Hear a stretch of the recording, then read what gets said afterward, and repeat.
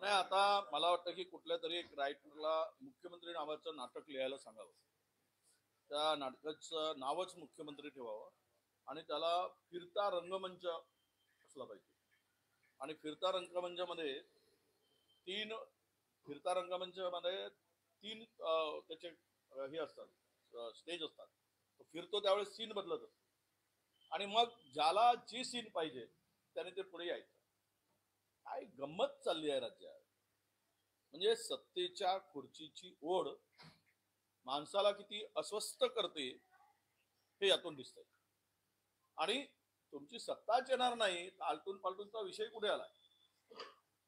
सत्ता यायचा दूर दूर पर्यंत प्रयत्न नाही. कोणी येऊ देत महाराष्ट्रात, दिल्लीची पूर्ण फौज येऊ देत, काही फरक पडणार नाही. कारण जनतेने यांना नाकारलाय. जनतेने ठरवलाय की महाराष्ट्रामध्ये महायुतीला महाराष्ट्राबाहेर घालवायचं. आणि ज्यांनी गुजरातच्या चरणी डोकं ठेवून महाराष्ट्राची अस्मिता गहाण ठेवली त्यांना महाराष्ट्राच्या मातीत गाडायचं.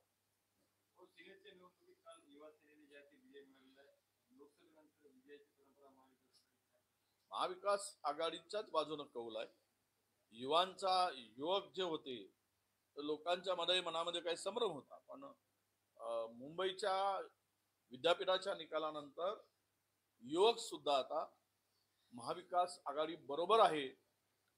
आणि ही विजयाची परंपरा जी आहे ती कायम ठेवण्याचा निर्धार महाराष्ट्रातील सर्व जनतेने, सर्व स्तराच्या लोकांनी, तो युवा असेल, शेतकरी असेल, तरुण असेल, यांनी तो निर्धार केला आहे.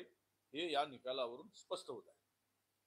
काल निवडणूक आयोगाने काँग्रेसच्या नेत्यांनी भेट घेतली, काय तक्रार आहे निवडणुकीच्या पार्श्वभूमीवर? तक्रार आमची काही नाही. आम्ही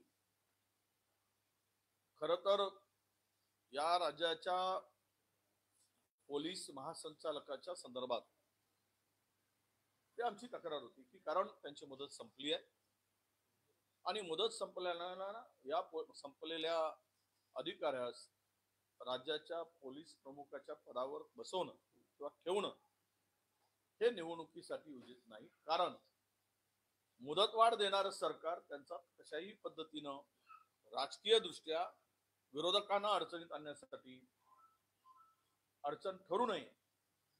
आणि उद्या आचारसंहितेच्या दृष्टीनं निवडणूक लागल्यानंतर त्या पदावर बसलेली व्यक्ती ही मुदतवाढ दिलेली नसावी, हे आमची स्पष्टपणे मागणी होती. म्हणून निवडणूक आयोगाकडे यांना त्या ठिकाणी ठेवू नये अशी मागणी काँग्रेस. निवडणूक आयोगाने नाराजी देखील व्यक्त केली की मुख्य सचिवांनी निवडणूक पूर्व बदल्यांचा अहवाल दिला नाही. काय वाटतं? नाही, हे सगळंच घोळ आहे. कोणाचा पायपोस कोणाच्या पायात नाही.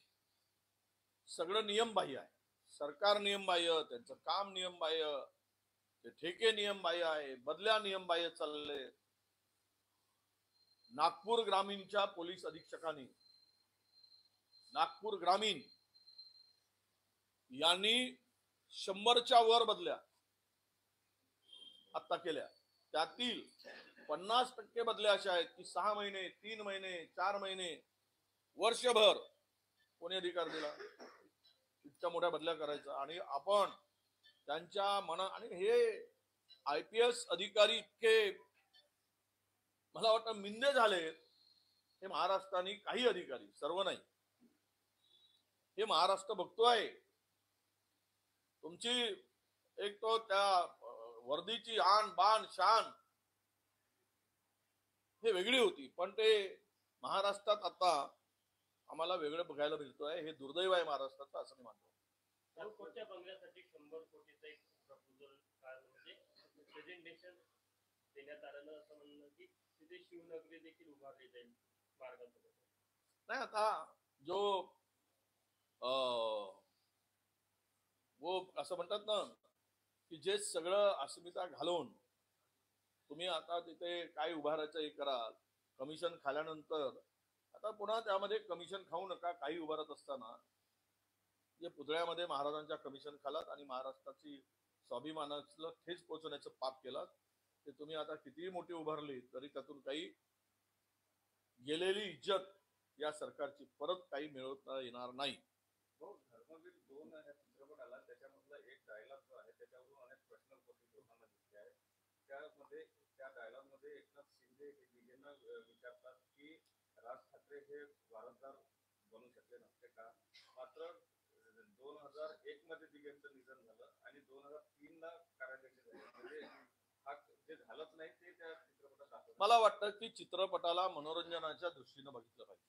तो चित्रपट आहे, त्याला वेगळ्या दृष्टीनं अजिबात घेऊ नये. कारण आजकाल रिअल स्टोरीवर चित्रपट होत नाही, ते बनावट स्टोरीवर होतात. त्यामुळे याही चित्रपटाकडे चित्रपट म्हणून बघा. करमणूक होत असेल करमणूक घ्या, आणि शोध आणि बोध घ्यायचा निर्णय त्यामध्ये घेऊ नका. शोधही घेऊ नका आणि त्यातून काही फार मोठा बोधही घेऊ नका. फक्त करमणूक करा, एवढं चित्रपटाचा मला संदर्भात सांगायचं. थँक्यू.